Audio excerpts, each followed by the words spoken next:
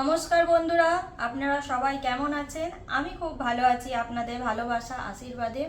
তার সকাল সকাল এই যে রান্নার সব জিনিসপত্র নিয়ে চলে এসেছি আমার এটা রান্নাঘরে। তা আজকে আপনাদের সাথে শেয়ার করব পুরোপুরি অনুষ্ঠান বাড়ির মতো একটা রেসিপি। এই রেসিপিটা আপনারা অনুষ্ঠান বাড়িতে অনেকে অনেকবারই খেয়েছেন, চেষ্টাও করেন বাড়িতে অনেকভাবে যে অনুষ্ঠান বাড়ির মতো কি করে স্বাদ আনে। তা আজকে আমি সেই টিপসটা আপনাদের দেবো অনুষ্ঠান বাড়ির মতো কি করে আপনারা পুরো পটল চিংড়ি করতে পারেন। সাথে থাকছে পটল চিংড়িতে স্পেশাল একটা পেস্ট, যে পেস্টটা দিলে পুরোপুরি একদম অনুষ্ঠান বাড়ির টেস্টটা আপনারা কিন্তু পেয়ে যাবেন। তা পুরো ভিডিওটা দেখবেন, আশা করি ভালো লাগবে। সো আমি তনুজা, তনুর ঘরকন্যা থেকে বলছি। আজকের রেসিপি পটল চিংড়ি। তাহলে চলুন শুরু করি। এইখানে চিংড়ি মাছ আছে 200 থেকে 250 মতো আছে। তা আমি এটাকে একটু নুন হলুদ দিয়ে ম্যারিনেট করে রেখে দিচ্ছি। স্বাদ মতো নুন, হলুদ মাখিয়ে নিচ্ছি এটাকে 10 মিনিটের জন্য। 10 মিনিট 15 মিনিট যার হাতে যেমন সময় থাকবে আপনারা সেইভাবে ম্যারিনেট করবেন, তাহলে এটা খুব ভালো হবে। এটা রেখে দিলাম একটা সাইডে। এইখানে আমি বেশ কিছু পটল আর আলু নিয়ে নিয়েছি, ওইটা ম্যারিনেট হতে হতে চিংড়ি মাছ। চলুন আমি এগুলো কেটে নিই। চলুন পটলটা কিভাবে কাটবেন আমি দেখিয়ে দিই, খুবই ইজি। পটলের এরকম মাথাগুলো কেটে নিয়ে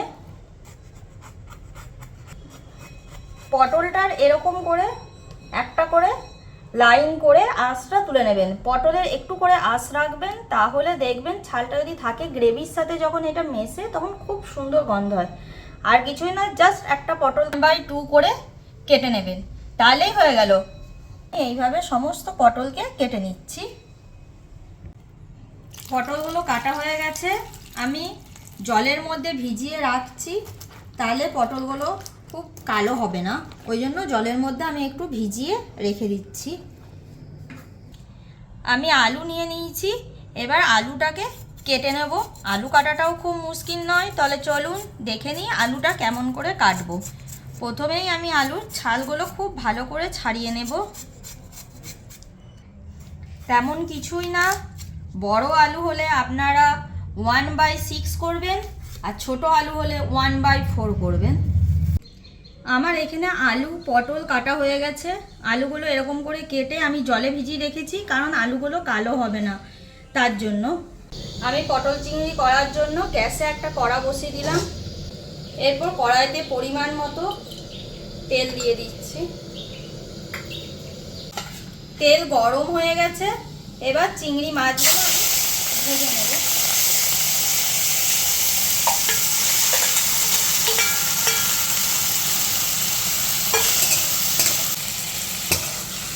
চিংড়ি মাছ 30 সেকেন্ডের বেশি কিন্তু ভাজবেন না, তাহলে কিন্তু এটা যখন খাবেন তখন রাবারের মতো লাগবে।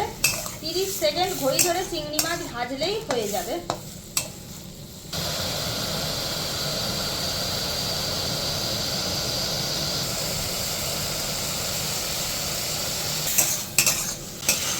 আমার চিংড়ি মাছ ভাজা হয়ে গেছে, আমি এখন এগুলো তুলে রেখে দিচ্ছি।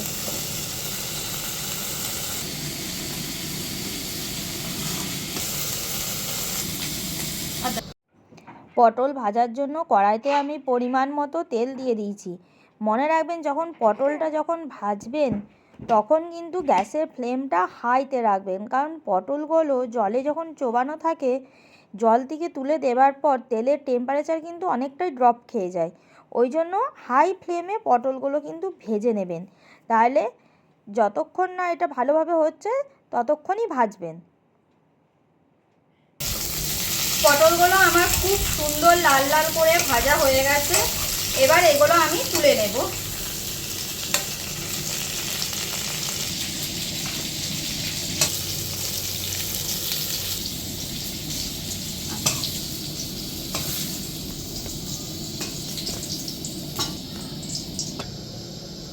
আলুগুলো ভেজে নেবার জন্য আমি সামান্য তেল দিলাম।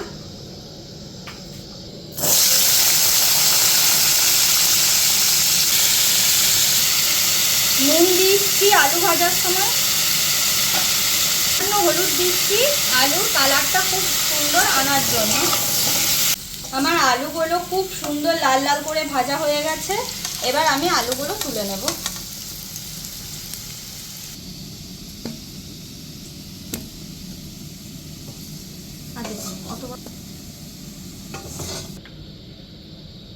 কড়াইতে আবার পরিমাণ মতো তেল দিয়ে দিলাম।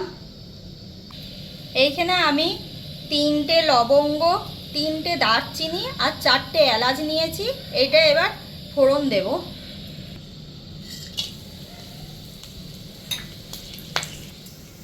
গোটা জিরে ফোড়ন দিচ্ছি।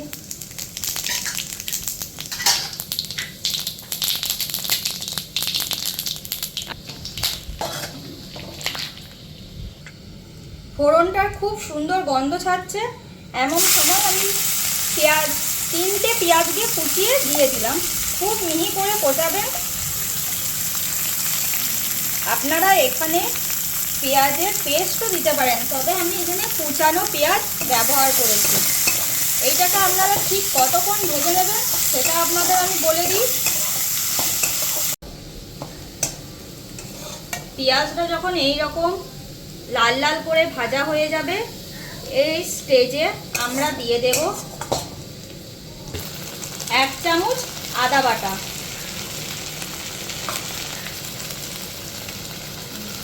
2 চামচ রসুন বাটা,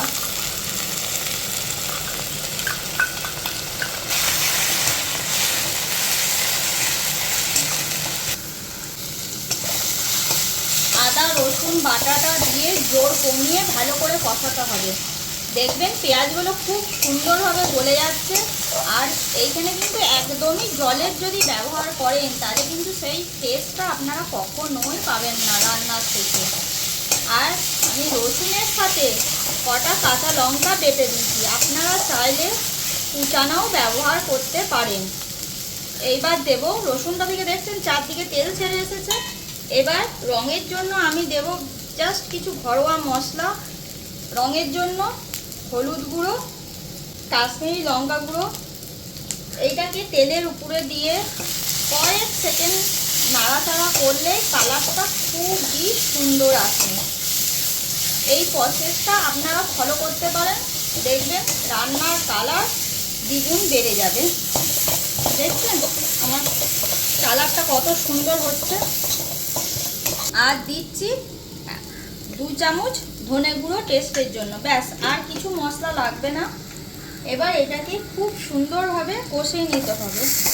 এখানে আমি এক ফোঁটাও জলের ব্যবহার করব না, জোর কমিয়ে এটাকে কষিয়ে নেব। আর দেব স্বাদ অনুযায়ী নুন। মশলা থেকে আমার তেল ছেড়ে এসেছে, দেখতেই পাচ্ছেন। এরকম সময় আমি 2টো টমেটো পেস্ট করে রেখেছি, সেইটা দিয়ে দেব। এটা আপনারা ঠিক ততক্ষণ কুক করে নেবেন যতক্ষণ না টমেটো থেকে কাঁচা গন্ধটা যাচ্ছে। আর হ্যাঁ, এই সময় কিন্তু গ্যাসের ফ্লেমটা লো টু মিডিয়াম ফ্লেমে রাখবেন, হাই ফ্লেমে দেবেন না। একই প্রসেস, কোনো জল ব্যবহার করবেন না। এটা নেড়ে চেড়ে আপনাদের কুক করে নিতে হবে।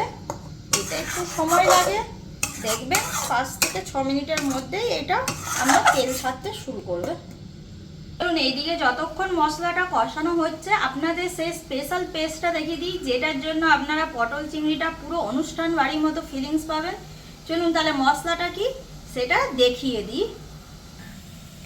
এবার আমি দিয়ে দিচ্ছি বাজার থেকে কেনা কোকোনাট পাউডার। আপনারা চাইলে নারকেল কিনে নারকেলটাকে কুড়িয়ে নিতে পারেন।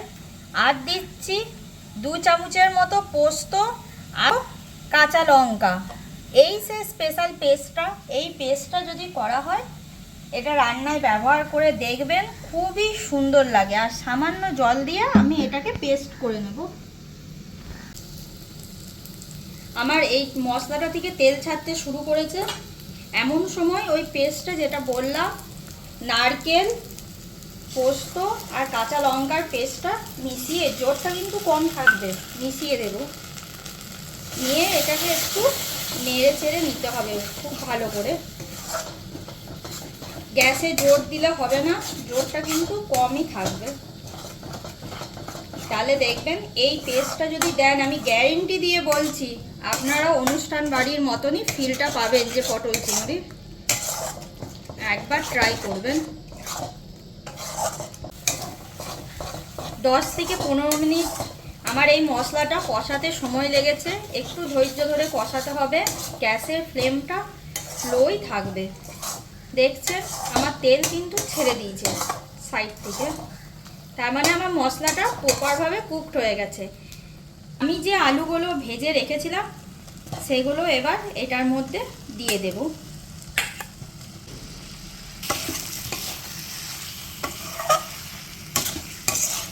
জোর কমিয়ে এটাকে খুব ভালো করে কষিয়ে নিতে হবে।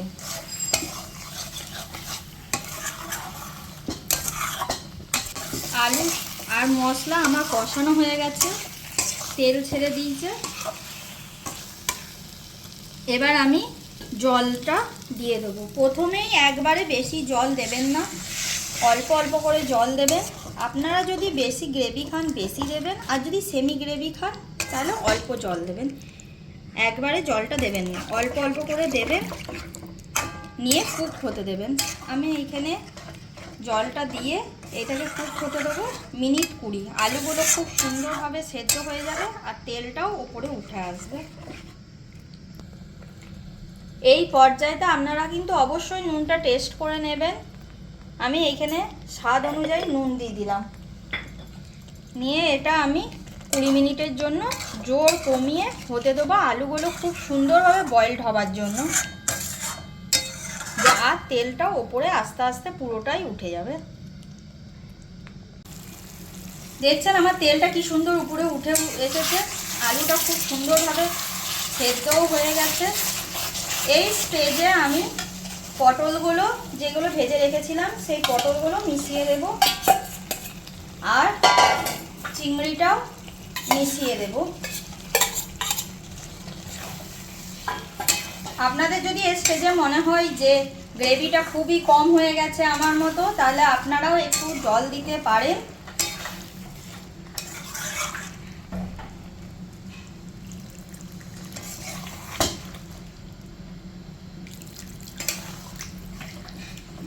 জল দিয়ে এটা 5 থেকে 6 মিনিট ফুটলেই রান্নাটা কমপ্লিট হয়ে যাবে।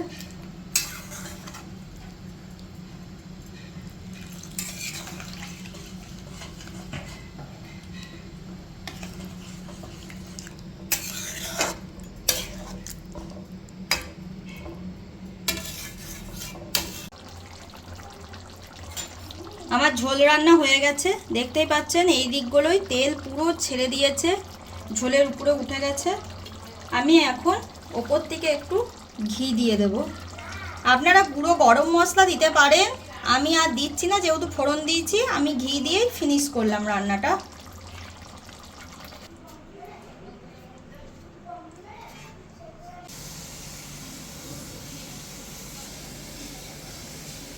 পটল চিংড়ি আমার রেডি, পুরো অনুষ্ঠান বাড়ির মতো। একবার আপনারা এইভাবে অবশ্যই ট্রাই করবেন। আর হ্যাঁ, আমাকে কিন্তু জানাতে ভুলবেন না যে কেমন হয়েছে টেস্টটা। তাহলে তা দেখছিলেন তনুর ঘরকন্যার আজকের রেসিপি পটল চিংড়ি।